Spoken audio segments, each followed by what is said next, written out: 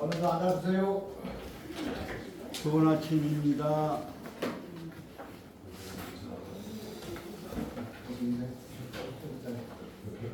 유교 문화는 잘 아시는 바와 같이 인류 문명 중에서는 최고의 문명이다. 그리고 가장 역사도 깊다. 이렇게 말씀을 드렸습니다. 그리고 이제 생활 패턴은 생활 패턴은 농경 문화 정착을 했던 농경 문화에서 발달한 것이다.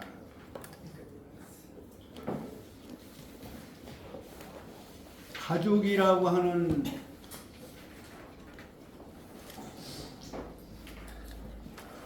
거기 눌러주시오. 빨간 게 빨간 점이 와야 돼. 가족이라고 하는 그 제도는 이게 정착 한 곳에 머물러서 살아야만 그 가족의 저가 있는 거지. 가족이 뿔뿔이 흩어지면은 지금 우리가 그 경험하고 있습니다만은 가족이 이렇게 흐트러지면은 그 6.25의 정신이 살아나기 어려울 거야. 그래서 저는 그걸 유교 문화가 그 말하자면 그 태반이 되는 것은 정착 문화이고 정착 문화는 농경으로부터 시작을 했다. 그래서 우리가 지금은 이제 우리 세대만 해도 또 아마 여러분 세대도 그렇습니다만은 그렇게 하니까 나이가 많은 굉장한 차이가 나는 것 같은데 저도 얼마 안 먹었어요. 그러니까 같은 세대죠, 사실은. 고향이라고 하는 게 있잖아요. 고향이라는 게. 근데 지금 젊은이들은요, 정착 문화에 그 농경 문화에 마을이 형성되고 그 마을 안에서 그냥 교육이 다 이루어지고 집안에서 교육이 다 이루어지고 그리고 마을에 이제 마을마다 학교가 있어서 지금도 물론 있습니다만 그 향교라고 해가지고 시골 향자에다가 학교 교자 시골 학교 마을 학교 이런 뜻인데 지금은 그 교육이라고 하는 것이 말하자면 학교에서 이루어지는 건데 그 교육 내용이 무슨 가정에 대한 어떤 가정 구성원 또는 가정과 그 나라 이런 거하고 관련시켜서가 아니라 개인의 지식을 연구하는 것으로 공부하는 것으로 거기에 한정이 돼 있고 그래서 실력을 갖춰야 되고 한다고 하지만 인간성하고는 관련이 멀어서 거기다가 옛날에는 동네에 모여 살면 어른들도 동네 어른들 인사할 줄 알고 또 부모님한테도 집에 같이 살으니까 아침 저녁으로 출필고 반필면 혹시 그런 말씀 들어보셨어요? 네. 출필고 반필면 그 다음에 혼정신성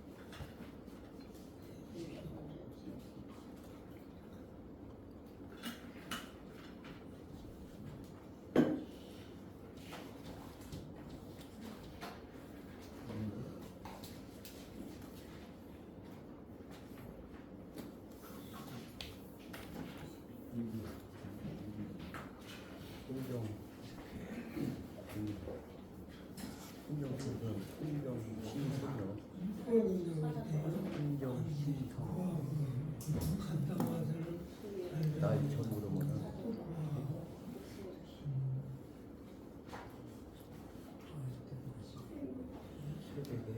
새벽 진짜 살리죠. 그래서 가족이라는 더구나 대가족 제도도 대가족이 모여 살아도 서로 이렇게 참 지킬 거 다 지켜가면서 그렇게 물론 다툼도 있기야 있지만 그래도 형제간에도 질서도 있고 또 뭐 부모 또는 할아버지 할머니까지 이렇게 3대가 이렇게 3대 이상 같이 살고 그런 시대의 그러한 그 말하자면 인간관계에 있어서의 정이 들었다고 하면 들잖아요. 부모 자식 간도 같이 안 살면 정이 소원해지는 것 같아요. 그러다 보니까 정착을 해서 마을을 이루고 마을마다 이제 집이 이렇게 대가족들이 모여. 그러고 이제 또 우리나라에 특히 많습니다만은 시족사회, 한 집성촌 같이 한 집안이 같이 살고 그렇게 하던 그러한 하나의 마을 문화가 살아 있었던 그러한 시대의 윤리고 그것을 그 바탕을 둔 하나의 인문학이다 이렇게 볼 때 지금 세상이 많이 바뀌어서 고향을 떠나서 그래도 이제 우리 세대만 해도 아까 하려고 했습니다. 우리 세대만 해도 고향이 있어서 저도 이제 고향에 와서 지금 이제 말하자면 봉사를 합니다만은 객지 생활을 하다가도 언제예요? 명절 때는 고향에 왔다 이거예요. 근데 지금 젊은 세대들은 고향이 없어요.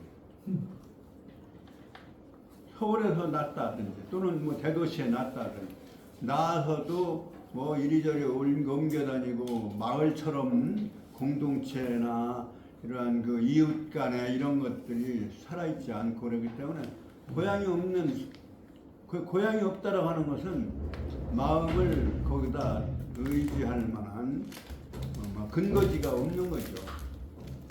그래서 유교문화는 이게 새로운 세대에 있어서 어떻게 유교문화가 말하자면 역사적으로 수천 년 내려오던 그런 문화가 이제 그야말로 붕괴가 되어지는 것이 아니냐 이런 생각을 해요. 근데 이 인류 문명이라고 하는 것은 하여튼 인간 존재가 내가 존재하는 근거라고 하는 것은 그건 무시할 수 없는 것이고 그 근거가 없이는 내가 존재할 수가 없는 거 아니에요. 그러니까 나의 뿌리 이거를 강조한 것 그러한 인문학 중에서는 그것을 강조한 그러한 하나의 학문이다. 그리고 그 문화다. 이렇게 이제 유교를 말씀을 드리는데 그 대표적으로 이제 여러 성인들의 역사적인 성인을 거쳐서 이렇게 와서 이제 결국은 공자께서 집대성을 하셔. 그 유교 문화라고 하는 것을 말로는 유교 얘기를 하면서 유교 문화의 기본적인 핵심 문제 이런 걸 좀 우리가 공부를 하고 또 그걸 가르쳐야 되지 않느냐.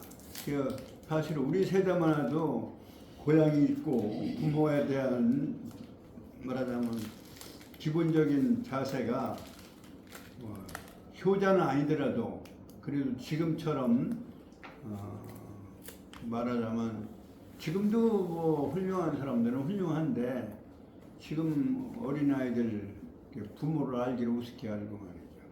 이런 것들이 좀 고쳐져야 되고 또 이렇게 복원이 돼야 되지 않느냐 이런 의미에서 이제 유교문화 마을 문화도 그러니까 결국 마을이 붕괴됐잖아요. 지금 마을이 완전히 붕괴되다시피 했어요. 그래서 마을이 붕괴되니까 뭐 고향이 없어지고 마을이 붕괴되고 그리고 마을에 보이지 않던 질서가 또 무너져 버리고 어른 애도 몰라보고 말이죠. 이렇게 되면 그게 이제 우리가 원하는 아주 서로 이렇게 존중하고 정을 나누고 이렇게 사는 그러한 행복한 삶 이거를 기대하기 어려운 게 아니냐 이런 생각이 들어요. 돈만 가지고만 행복하다고 뭐 돈 있으면 다 되니까 하기는 되겠지만 그래도 인간의 어떤 그 기본적인 품성 정을 가르쳐주고 정을 길러주고 정을 가꿀 수 있는 그런 환경을 만들어야 되지 않느냐 이런 생각에서 마을이 붕괴돼가지고 지금 주소도 마을 주소 아니에요? 도로명 주소가 해가지고 그러니까 그 주소라고 하는 것은 거기에 머무르는 곳이거든요.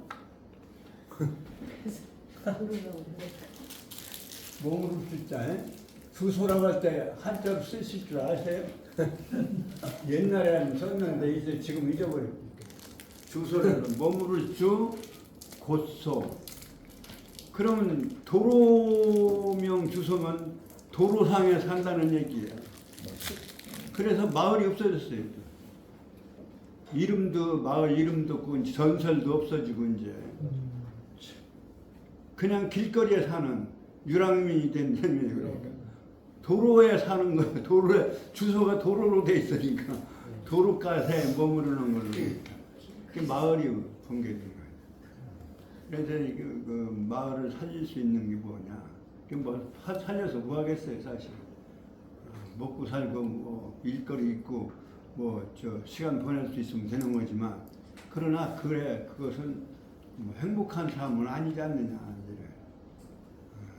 이제 그런 생각을 제가 하게 돼서 특히 이게 이 기본을 유교문화를 진흥하겠다면은 사실은 유교문화 진흥 여기서 사실 기본 교육을 할 수 있는 프로그램이 있어야 되는데 이게 사실은 우리 장소는 이게 빌려줘서 고마운데 여기서 주체가 아니고 백록학회가 주체하는 거예요. 그런 아쉬움이 있어서 좀 제가 말씀을 드리는 저는 또 이제 여기서 시작한 목표는 뭐 이런 말씀을 드리기가 저하지만 여기에 종사하시는 분들 뭐 임시 또는 계약제로 있든 아니든 또 연구를 하시든 뭐 사무를 보시든 그 사람들이 직업이라고 하는 단순한 직업의식으로 아니고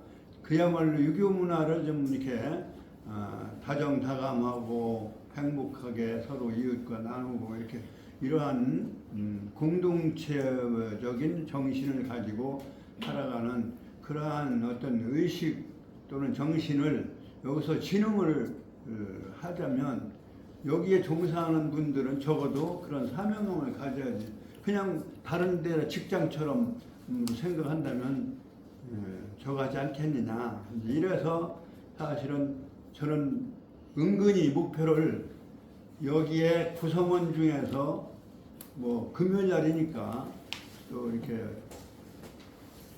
뭐 사무적으로 바쁘신 분은 저거 하더라도 바쁘지 않으면 여기에 좀 참여를 했으면 하는 솔직하게 말씀을 드리면 그러한 욕심에서 저 사실은 여기 장소를 정하고 한 건데 사실은 그분들은 별로 안 오고 전부 의지에서만 이렇게 밖에서만 오셔서 사실 제가 의도했던 거를 좀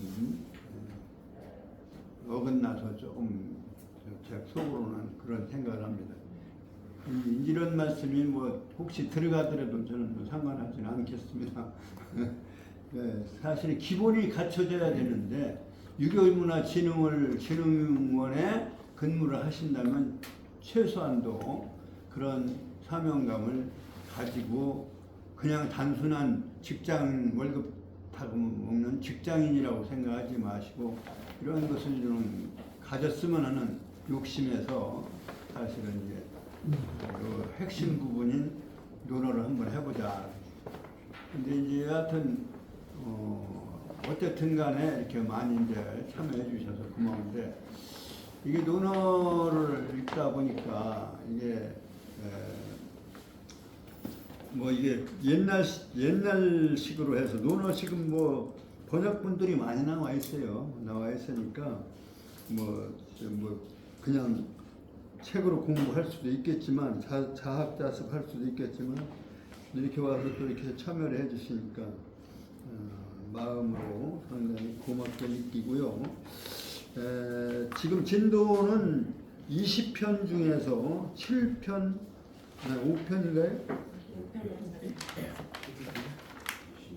25편. 공야장 제5편, 이제 오늘 가능하면 2시간 동안에 맞춰보려고 생각하는데, 이게 지금 이것도 잔소리가 돼서 죄송한데, 요것도 이제 아까 말씀을 드리다 말았지만 요걸 썼기 때문에 말씀을 드리면, 어두워져서는 잠자리나 이런 것을 정해드리고, 그 다음에 새벽에는 또 살펴드린다.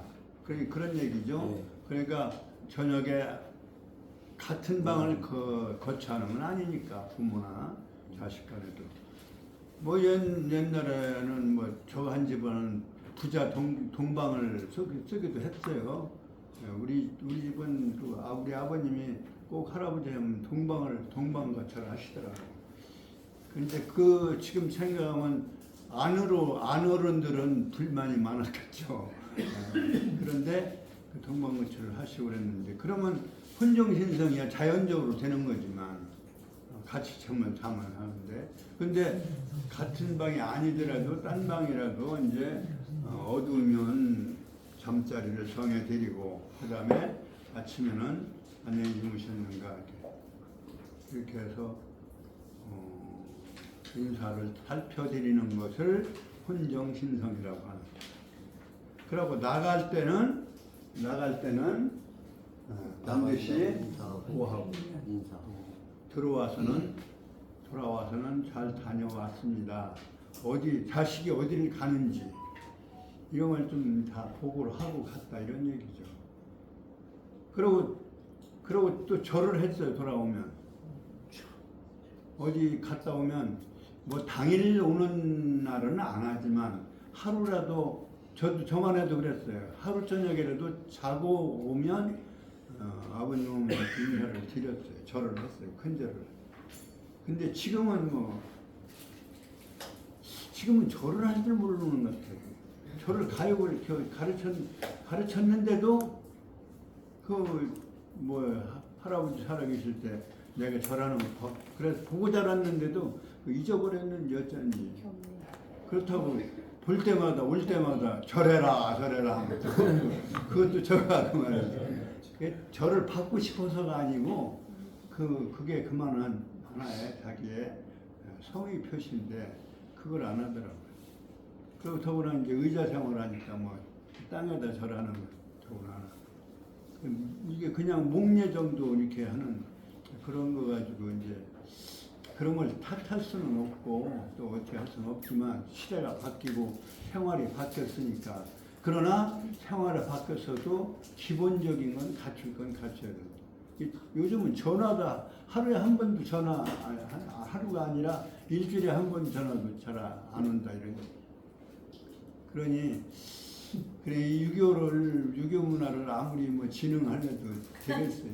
안 될 것 같아요. 현실보다 너무 멀어졌어요. 하여튼 어느 인종이든 간에 누구든 간에 부모가 있고 그 부모를 자기를 낳아준 부모에 대한 존경은 가져야 되는데, 요즘은 자식이 부모를 시해하는 경우가 있잖아요. 그럴 정도로 그게 비일조일석지고라 이런 말이 있지. 하루 아침 하루 저녁에 그 원인이 오랜 쌓여서 이루어진 거다. 그러니까 하루아침 하루가 저녁에 생긴 그러한 사고가 아니다. 연고가 아니다. 이제 비일조일석지로다. 이렇게 얘기를 주역에 나와 있습니다만은 신식이군하고 자식이부 인군이 신하가 인군을 죽이고 자식이 부모를 죽이는 일이 과거에도 있었고 또 있는 모양이죠. 그러니까 일조일석의 일이 아니다. 오랜 세월 그런 것들이 쌓여서 일어난 원고다 이렇게 이제 표현하는 게 있습니다만은 이게 여기서 우리가 기본이 되는 논어에 상당히 이게 요 지금 5장도 인품 제자들에 대한 하나의 평 이런 것들이 담겨 있어요. 그래서 지난 시간에 24장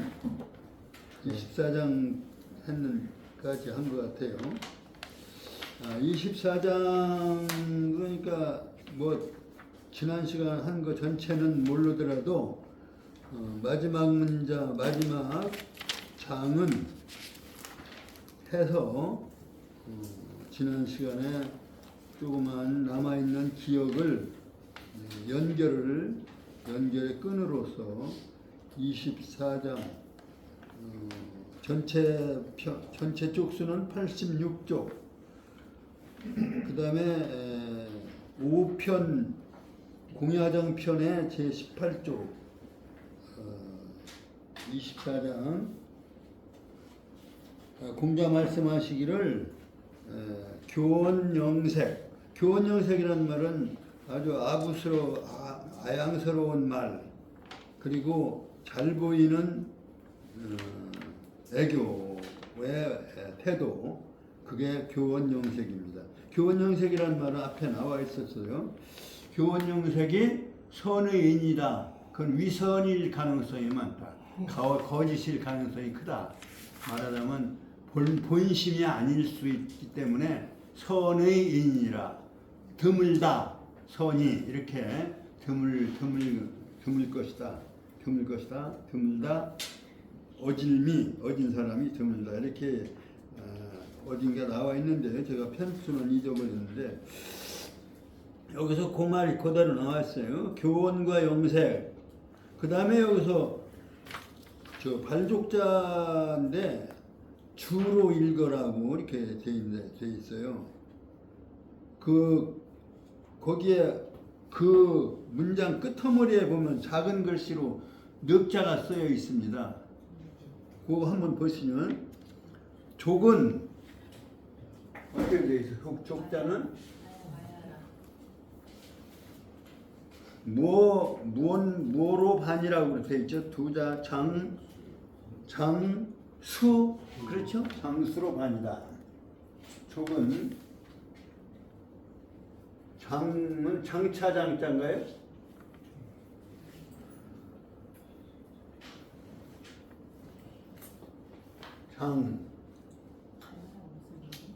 그 다음에 숫자는 나무 숫자죠? 아니에요. 바야라. 조금 바야라. 장수 반. 이게 이제 요거는 따질 줄 알아야 되는데 요 글자는 장자인데 지읒자 초성. 그 다음에 여기는 숫자에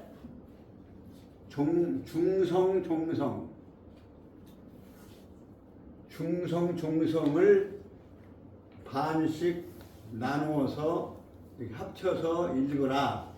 그래 음을 얘기하는데 우리 이제 한글이 제작된 뒤로는 이게 필요 없어요 사실은. 근데 그 이전 또는 그 이후라 하더라도 이것은 이제 발음을 명시해 놓은 부분이기 때문에 그래 이거 족자인데 족은 지읒하고 우하고 하면 뭐예요? 장자의 지읒과 숫자의 우자를 합치면 주가 되죠. 그래서 주로 해서 이렇게 합쳐서 읽는다. 발음이 그다, 그렇다. 이렇게 한 표현이에요. 그래서 여기서는 주자다. 그러니까 근데 주는 어떠한 의미는 족이라고 할 때는 발족자고 발을 들여밀을 만한 충분한 이런 의미에서 만족할 족자가 되는데요. 족할 족자가 되는데 발을 들여놓을 만한 여유 공간이 있다는 뜻에서 만족이라는 족자에 발족자를 써요. 근데 여기서는 이게 발이 그렇게 들어갈 만한 충족되는 장소, 공간을 의미하는 그런 의미가 아니라 지나쳤다. 이거 무슨 발걸음을 하다가 지나갔다는 뜻으로 발로 걸어가는데 지나갔다는 의미가 돼요. 그래서 여기서는 지나친 공경, 공순공자라고 그랬죠. 공순공자는 마음이 같아야 된다. 그래서 마음이 말하는 높고 낮은 게 아니라 마음이 이렇게 말하자면 눈높이가 같은 자세를 하는 것이 그렇게 공손한 거다. 자기가 높다고 생각하면 그거는 공손한 게 아니죠. 갑질하는 마음이 드니까. 공손한 공자는 한 가지 공자, 공산당 할 때 공자, 나눌 공자, 공자 밑에다가 마음심을 한 자다. 그래서 마음 높이가 같은 경우를 공손하다 이렇게 얘기를 한다 이거죠. 그러면 주공이라고 하면은 공손이 지나쳤다 이런 얘기가 돼요. 공손이 지나친 것 이것도 안 좋은 거죠. 공손이 지나치거나 교원영색하거나 공손이 지나치면 어떻게 되냐? 그거는 아부가 되는 거죠, 결국은. 그렇기 때문에 우리가 이런 말을 들을 수 있을 거예요. 과공이 그 다음에 뭐라고 그래요? 그 문자를 쓰는 사람들이 자기가 과공이 비례다 이렇게 얘기를 하죠. 과공이 비례다.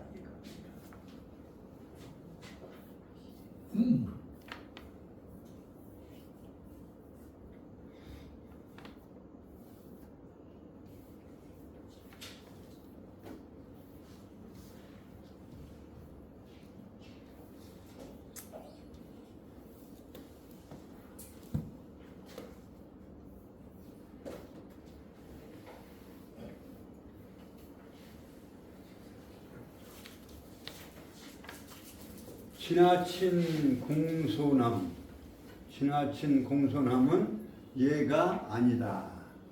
도리어 아부가 되고 그 공손이 아닌 과공은 얘가 아니다 이렇게 얘기를 한 그런 요즘 그런 말이 있습니다만 이게 지금 주공이라는 말은 지나치게 겸손하면 그건 아부죠.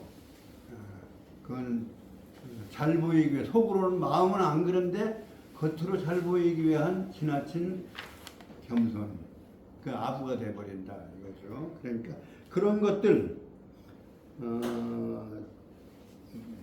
것들은 좌고명이라고 하는 전해진 전설의 인물인데 훌륭한 알려진 사람, 행시를 잘하고 아주 그 불의를 저가한 사람으로 전해지는 사람, 전설의 사람인데 좌고명이 부끄러워하더니 그러니까 교원과 영색과 주공을 세 가지를 좌고명이 부끄러워했다고 하더니 구역 치지하노라.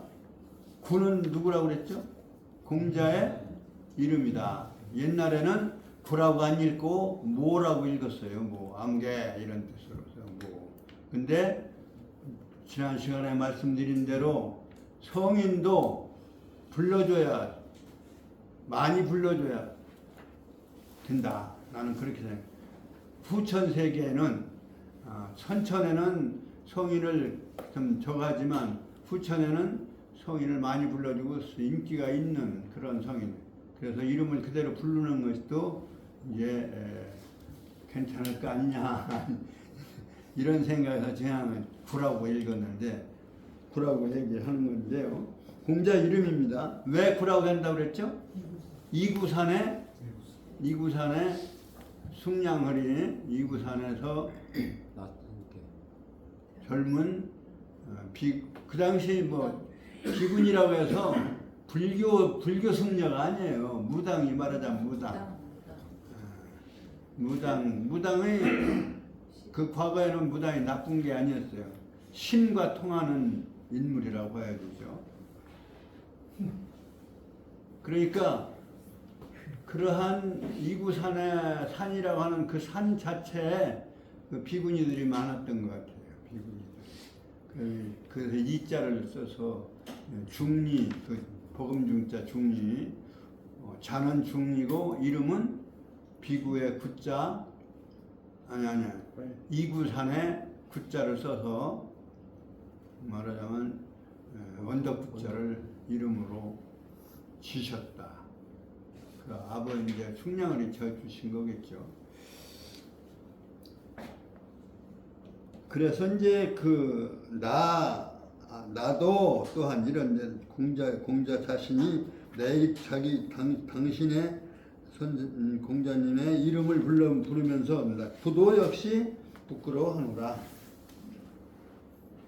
이권이 우기인을 이기라고 하는 것은 숨겨진 이름. 그러니까 이름을 숨기는 것은 익명이라고 하듯이 여기는 원망을 숨긴다. 원망을 숨긴다는 것은 원망스러울 때는 원망을 어느 정도는 표출을 해야 되는 거지. 원망을 숨기면서 그 사람을 가식으로 하는 거죠. 그러니까 버타는 원망 있는 사람하고 원망을 풀고 원망이 있으면 풀고 그것을 그리고 그 서로 용서할 건 용서하고 그래서 그 사람을 벗으로 삼아야지 원망을 숨긴 상태에서 그 사람과 벗을 하는 것. 이것을 좌고명이가 부끄러워했다고 하더니 나도 또한 부끄러워하노라. 여기서 갈짓자는 대명사로 봐서 그것을 이렇게 하면 그것을 부끄러워하노라. 그러니까 공자의 인품을 여기서 한 부분을 볼 수 있는 부분입니다.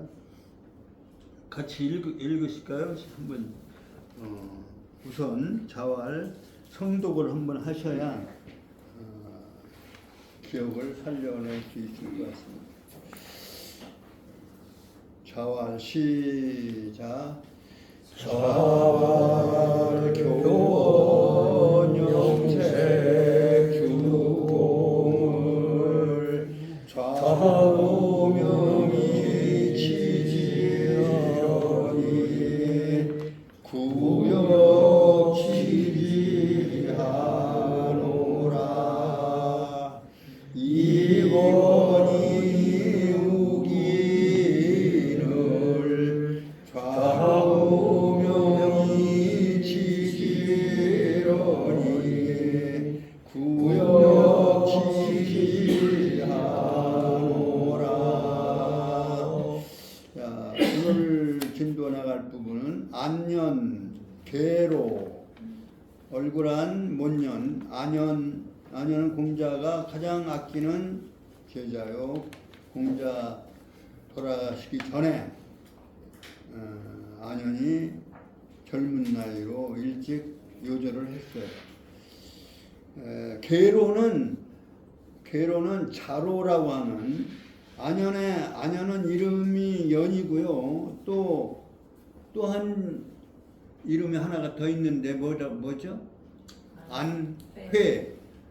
회라고 돌아올 회, 안회, 안연, 안회. 그리고 그 저기를 훌륭하기 때문에 안자라고도 했어요. 안자 그냥. 계로는 버금중자 말미암을 유자 버금중자가 성이고 이름은 유지요. 말미암을 유. 그 자는 계로인데 자로라고도 했어요. 계로나 자로나 같은 인물입니다. 공자의 제자 중에.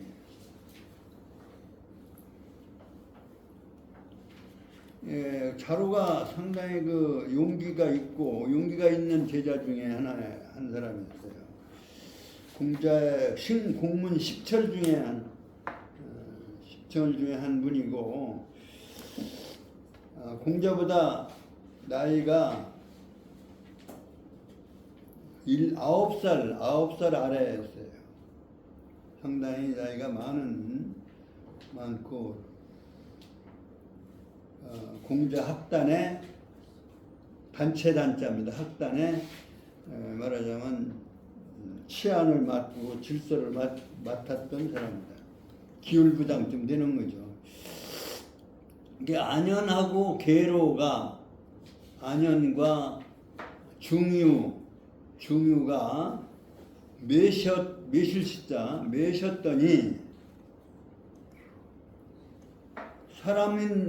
한 사람인 변에 쓰면은 모신다고도 모실시. 하도 틀림이 없죠. 매실시자고 두인변을 하면 뭔지 알아요? 기다릴 때. 그런 걸 물어보면 또 괜히 그런 것도 모를까봐 묻느냐고 하면 또 이러는데.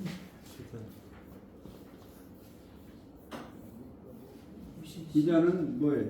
써보면 쓰고 나면 아실 수 있죠? 기다릴 때. 기다릴 대자죠.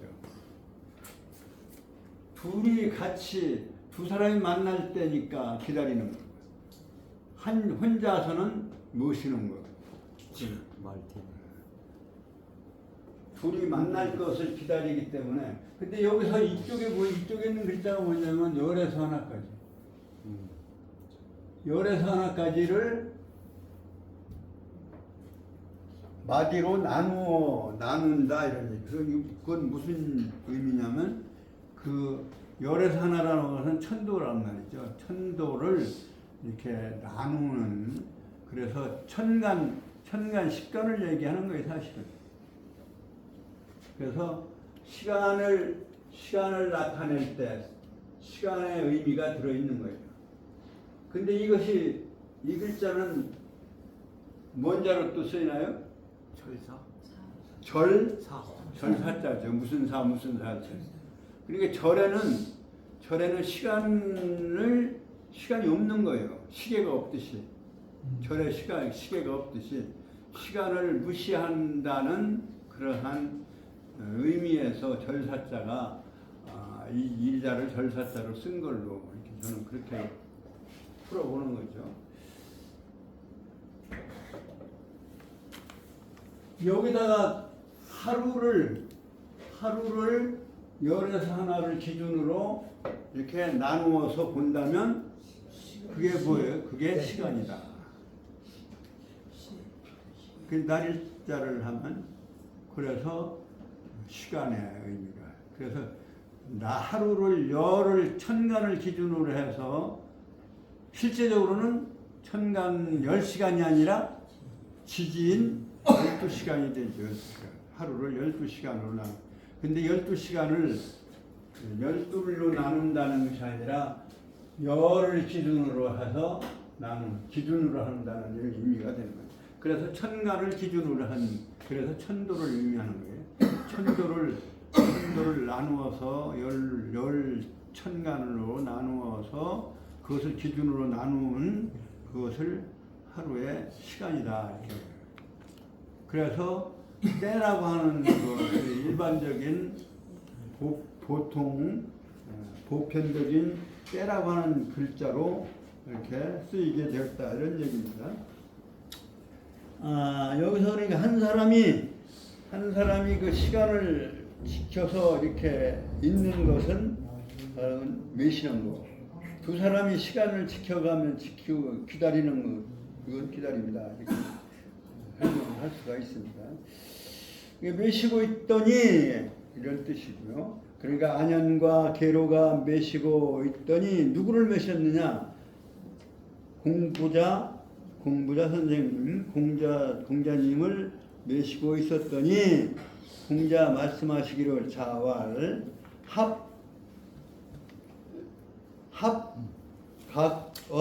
합각언이지리요.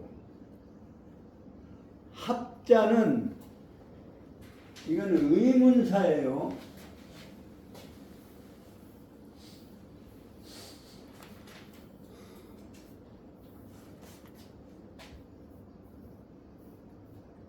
의문사. 그렇기 때문에 토가 리오라고 하는 토를 다뤄 놓으신 거예요. 합자는 저 뭐로 반이라고 하는 말을 만약에 그런 식으로 한다면 근데 여기 합자 비읍이 안 나오네. 하불의 비읍은 초성이죠. 하에다가 비읍 초성 하불이라는 의미를 갖는 거예요. 어찌 아니할 합.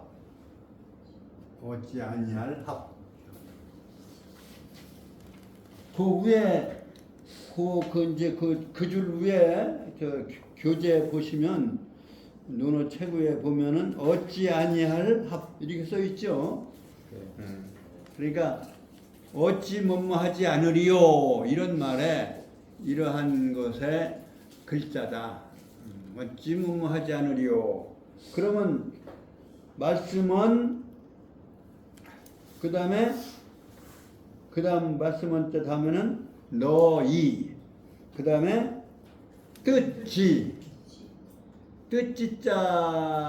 뜻지자하고 뜻의자하고 의지라고 하죠. 보통 다 뜻이라고 하는 말을 쓰고 있어요. 그런데 뜻은 그 의미는 약간의 차이가 있어요. 요건 10에서 하나까지인데 10에서 하나까지에다가 한일자에다가 말씀 언자 마음 심자를 써서 뜻지자인데 근데 열십자가 크게 쓰여져야 맞는 거예요. 열십자하고 한일자가 합쳐져서 된 글자가 두 자가 있는데 열십자를 크게 쓴 것은 뭐라고 그랬죠? 선비사. 열십자를 작게 쓴 것은 흑토. 열은 뭐냐면 사실은 천도를 말하는 것이다. 이렇게 조금 전에 말씀을 드렸는데 천도이면서 그 시간 의미 그리고 천도의 하나의 시간 사이클을 의미하는 것이. 그러면서 천도는 물질적인 것이 아니고 시간은 보여지는 공간의 물질이 아니잖아요. 그래서 그 하늘을 상징하는 천도를 상징하는 열십자는 뭐냐면 그건 정신적 세계, 도리의 세계, 원리의 세계를 말씀하는 것이다. 상징하고 있는 것이다. 그래서 정신적 세계를 그럼 한일자는 거기에 비해서 이 모든 생명이 땅에서부터 생겨나듯이 모든 것들이 그 생겨나는 공간적으로 출발하는 저 지점이 바로 한일자. 그래서 땅을 의미하는 거다 이렇게 보면. 그래서 땅은 뭐냐면 물질적인 거, 공간적인 것은 물질적인 것이 이제 위주가 되어 있으니까 정신적 세계를 물질적인 세계보다 더 크게 여기는 그러한 사람을 선비라고 한다 이런 얘기예요. 그래서 선비사자의 뜻은 선비사자의 의미는 그렇게 보시면 돼요. 그냥 선비가 어떤 사람이냐? 그렇게 하면 글자로 풀이하면 정신적인 세계를 물질적 세계보다 더 크게 여기는 사람이다. 그게 선비다. 물질적인 거 가지고 다투어가면서 싸우고 투쟁하고, 물질적인 거 가지고 다투고 투쟁하는 게 뭐예요? 그것을 막자고 해서 똑같이 나눠 갖자. 그게 공산주의 아닙니까? 그리고 이 세상의 근원은 정신은 없어요. 정신적인 거 생각 안 하고 물질로만 보고 그 물질은 어느 한 사람에게 집중되면 그게 이제 억압과 강제가 되니까 나눠 가져야 되는 거다 해가지고 나눠 갖자는 주의가 공산주의 아닙니까? 근데 그 자체가 발상 자체가 잘못된 거죠. 어떻게 물질적인 것만이 이 모든 것의 근원이 될 수는 없는 거예요. 정신적 세계가 있는 거예요. 그리고 물질적인 것은 나눈다고 해서 똑같이 나눠지는 게 아니라 거기서 뭐 조금씩 나누어서 가진 뒤부터는 능력에 따라서 또 늘려가는 사람도 있고 까먹는 사람도 있고 생산을 못하는 것도 있고, 그 생산 수단으로서의 생산 노력, 말하자면 노동이죠. 그러니까 생산 수단으로서의 노동이 차이가 있기 때문에 그 공산해서 그대로 유지가 되는 게 아니야. 조금만 나눠서 조금만 며칠만 지나도 더 많이 쓴 사람 있고 덜 쓴 사람 있고 더 늘린 사람 있고 줄인 사람 있고, 그 그렇게 가지고는 공산주의가 안 돼요. 물론 부의 한쪽으로 물질이 한쪽으로 너무 집중하고 하면은 이제 가난한 사람, 노동자들이 그냥 어려움이 있지만, 그러나 그러한 노동자의 가치와 노동 계급만을 앞세우다 보면 결국은 무력과 폭력밖에 남는 게 없다. 이런 생각이 들어서 그건 이상적인 세계관이 아니. 그래서 공산주의 망했죠. 거의 다 망했습니다. 왜 그러냐면 생산을 안 하는 거예요. 욕심에 의해서 생산을 하는 건데, 생산력은 동일하게 나눠서 생산력은 나눠 가졌는데 어떤 사람은 생산을 더 하고 어떤 사람은 더 못하고, 능력도 차이가 있지만 또 거기에 대한 경제적인 어떤 욕심 이런 것이 있어야 되고, 그 욕심이 없어서 그 중국의 공산주의가 사실은 공산주의 붕괴된 정치적인 건 지금 공산당이 그대로 잡고 있지만 지금 사유재산 인정하고 완전히 붕괴된 건데, 그때 처음에 그 모든 기업들을 국영기업으로 해서 했는데 전부 그 사람들은 아침에 가서 근무를 하고 시간 지나가는 시간만 때우고 있는 거예요. 그래서 생산이 올라가지 않고 퇴근 시간만 기다리는, 눈치만 보고 하라고 하는 뭐 지도자 동무들이 뭐 쳐다볼 때는 일을 하고 그러지 않을 때 일을 안 하고 해가지고, 그래서 생산성이 안 올라갔던 거예요. 그래서 그 사람들이 개혁개방 이후에 비로소 저 경제개발 우리가 떨어졌잖아요. 그 당시는 우리보다 못했다.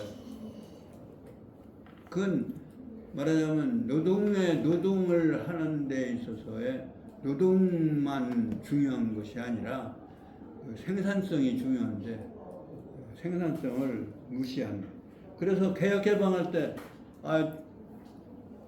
하여튼 이제 퇴근하고 사유재산에 어느 정도를 인정하기 시작한 거예요. 밭에다가 농사져가지고 너희들 해 먹어라 이렇게 하기 시작하니까 퇴근하자마자 밭에 가 밥을 먹는 둥 하고 가서 별빛이 져갈 때까지 가서 밭에서 일을 하고, 그 생산을 해서 그걸 갖다 시장에 팔아가지고 그렇게 시작을 하니까 개혁개방이, 그 나중에는 다 개방하고 그 국영기업체들을 전부 팔아버리고 뭐 이렇게 해체하고 그랬어요. 그래서 개혁개방한 거예요. 그러니까 물질적인 것을 동일하게 나눌 수도 없거니와 나눠가지고 가졌다 하더라도 그 생산 능력이나 생산 의지에 따라서 이게 양이 달라지고 어떤 사람은 생산을 높여가지고 어떤 사람은 줄여가는 그러고 능력이라는 건 한계가 있는 거죠. 노동력이라고 하는 것도 사람 개인차가 있는 거고 거기에 어떤 정신을 또 가지고 있느냐 없느냐에 따라서 다르고 이제 그런 것들이 결국은 상당히 이제 중요해서 정신적인 문제가 그만큼 중요한 건데 그러니까 이 정신적인 문제가 올바로 밝힌 사람을 선별해가는 거다 이런 얘기예요. 말하자면 사리사욕과 어떤 무력에 사로잡힌 사람의 그러한 사람은 우리는 선별해갈 수가 없는 거죠. 그렇기 때문에 천도 하늘을 더 크게 여기고 천도를 크게 여기고 지도 물질적 세계를 더 좁게 생각하는. 그래서 뜻이 중요한 그래서 선비의 마음을 우리는 지라고 한다. 선비사자에다가 마음심자를 써야 뜻지자가 제대로 된 뜻 글자지 흑토자를 써서는 안 된다. 이제 이런 얘기예요. 그래서 어찌 각각 이제 뭐 좀 거창하게 멀리 나갔는데요. 여기서는 뭐 그렇게 거창한 얘기가 아니고 너이자예요. 너의 뜻, 너희들의 뜻. 그러니까 안현과 계로가 이제 마침 두 사람이 이제 같이 있는데 공자께서 이제 무료하셨든지 아니면 제자들의 뜻을 알아보기 위해서든지 였는지는 모르겠습니다만 이렇게 모였으니까 각각 너희들의 뜻을 각각의 뜻을 말하지 아니하리요. 말하지 않겠느냐? 말해봐라 이런 얘기죠. 어찌 각각 너희의 자네들의 뜻을 말하지 아니하리요. 직역하면 그렇게 됩니다. 합, 각언, 이지, 너 있자니까 너의 뜻을 각각 왜 말하지 않느냐? 어찌하여 말하지 않느냐? 무료하게 가만히 있지 말고 얘기해봐라. 이제 이런 말씀이에요. 자로가 계로죠. 계로가 말하기를 거마와 원하다고 하는 동사는 이제 전체에 걸리는 것. 아래와 같은 것을 원합니다. 그러면 거마와 그러니까 지금으로 말하면 뭐 아주 좋은 명품 차 같은 걸 말하는 거겠죠. 거마는 그런 거죠. 수레와 말 그리고 의경구. 이 의자는 여기는 옷 입자가 아니라 옷을 입다라고 하는 동사겠죠. 경구 가벼운 구는 이게 갓옷구자라고 그래요. 갓옷. 근데 갓옷이라는 말은 겉옷이란 말이에요. 아주 멋있는 복장. 겉에 겉옷이. 겉옷이 아니냐 나는 그렇게 생각해요. 갓옷 구자예요. 외투 그러니까 외투가 멋있는 외투. 가볍고 멋있는. 이게 무거우면 또 이게 외투가 뭐 못 내려다가 힘들잖아요. 입고 다니고 그러니까 가벼운 겉옷. 겉옷을 입는 것 그리고 그것을 여붕우공하야. 부모 친구들과 더불어 함께해서 폐지이 무감하노이다. 폐랑은 떨어질 폐자죠. 떨어져 없어져서 닿았을 때까지 그러니까 차도 다 망가질 때까지 그 다음에 옷도 아주 예쁜 옷 다 같이 좋은 옷들을 맞춰 입고 그것이 다 떨어질 때까지 친구들과 함께 그렇게 하는 것, 그렇게 해서 뭐 여한이 없는 거죠. 무감이라고 하는 감자는 느낄 감자를 마음 신변에 또 느낄 감자를 써서요. 유감, 한스러움 이런 얘기나 한할 한, 유감한 이런 얘기. 유감 있을 한, 한스러울 한, 감, 한스러울 감, 한스러울 감, 유감감 이런 뜻이에요. 그러니까 거기에 뭐 유감이 없기를 원합니다. 그러니까 뭐 지금 말하면 좋은 차 타고 좋은 옷 입고 같이 친구들하고 같이 이렇게 지내면 좋겠습니다. 그건 뭐 다 떨어질 때까지 다 없어질 때까지 이렇게 좋겠습니다. 이렇게 얘기를 하고 하니까 이제 안연은 뭐라고 얘기하냐면 여기서도 조금 차이가 나요. 안연과 자로도 차이가 나긴 나죠.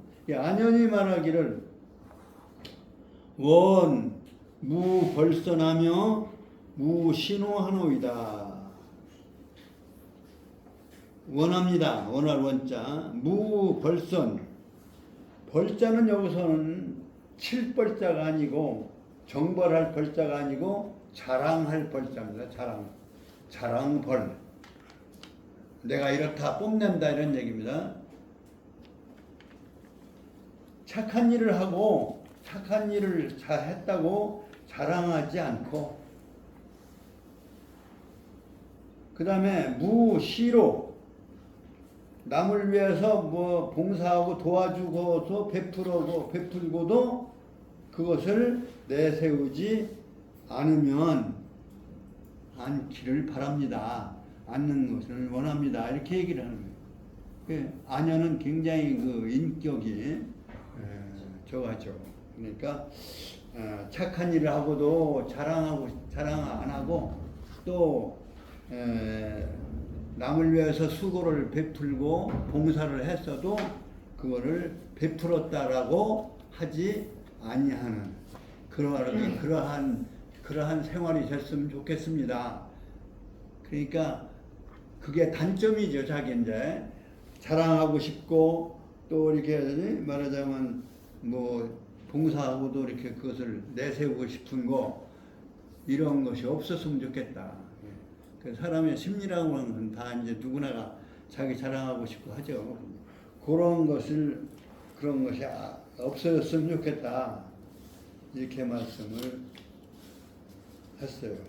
그 베풀시 수고로울로 노동할 때 노자입니다.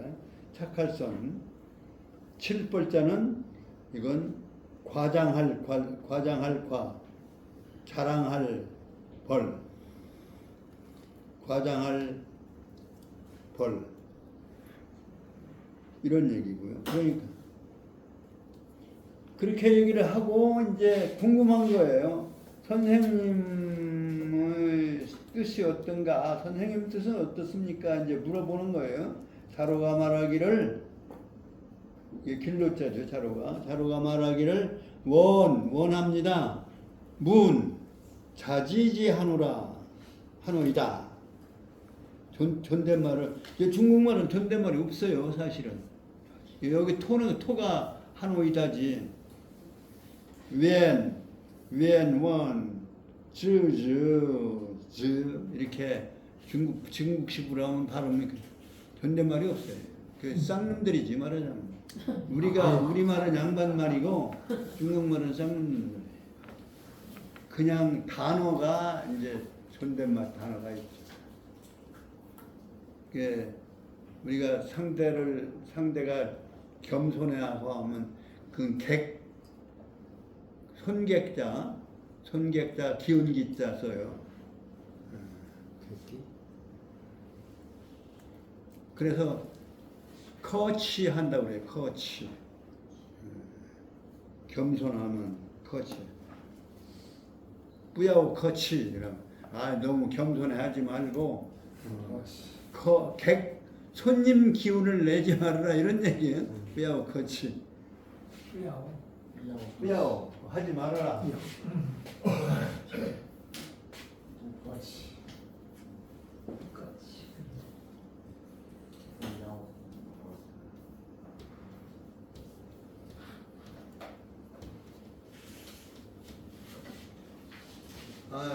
객기 부리지 말아라. 우리는 객기라고 하는 말로 우리가 이 문자를 그대로 객기라고 받아들이기 쉬운데 저 사람들은 커치라고 하면 이렇게 손님으로서 이렇게 겸손해하고 하는 거 이거를 말하는 거예요. 커치하지 마세요. 너무 이렇게 겸손해하지 마세요. 이런 얘기 하는데 우리말로 하면 객기 부리지 말라고 하면 그렇게 오해를 하기 쉬운데요. 그러니까 여기서 하노이다라고 하는 표현은 우리 참 그야말로 존댓말이 있는 우리나라 말이고 저 사람들은 그냥 이 속에 원문 듣기를 원합니다라고 하는 요즘은 영어로 프리스처럼 쓰는 말이 있어요. 청할 청자를 써서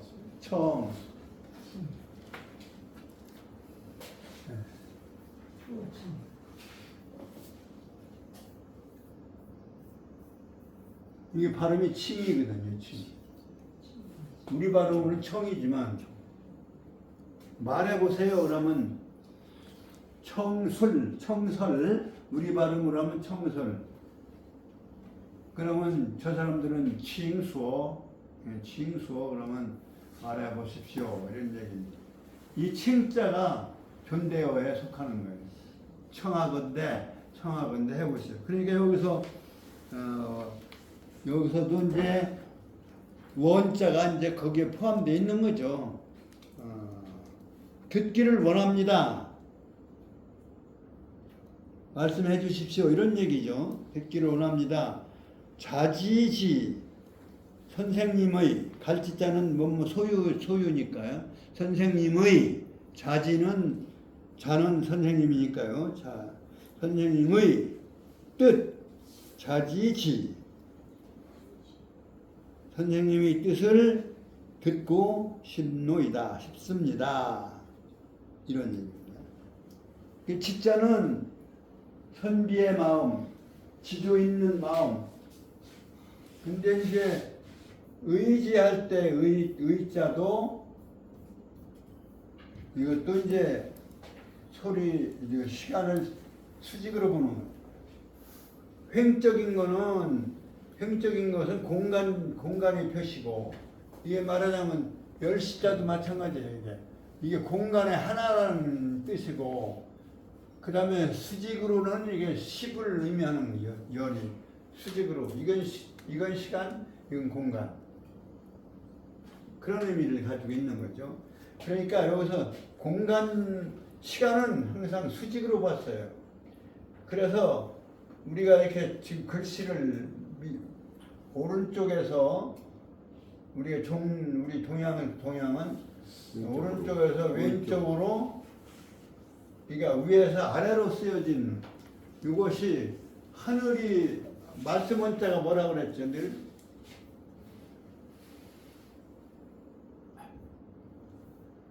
말씀 원자 말씀 사자도 그렇고요. 이거 하늘 위에서 새가 물어다 입으로 새가 이렇게 내려주는 말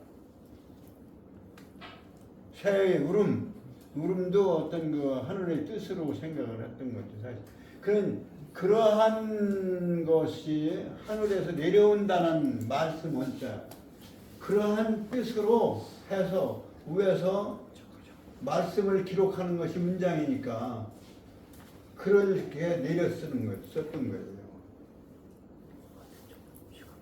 근데 서양 사고방식은 우리하고 전혀 달라요. 완전히 반대예요. 우리는 오라고 하면 아래로 손으로 구부리는 게 하잖아요. 그 서양 사람들은 이렇게 하면 기분 나쁘잖아. 이렇게 오른쪽에 이렇게 써놔 서양식이 이게 사실은 동양. 뭐 하여튼 여러 가지가 동서양이 그 반대 그런 생각날 때 얘기하는 게 하고 이게 좀 시간이 넘어갔네요. 넘어가서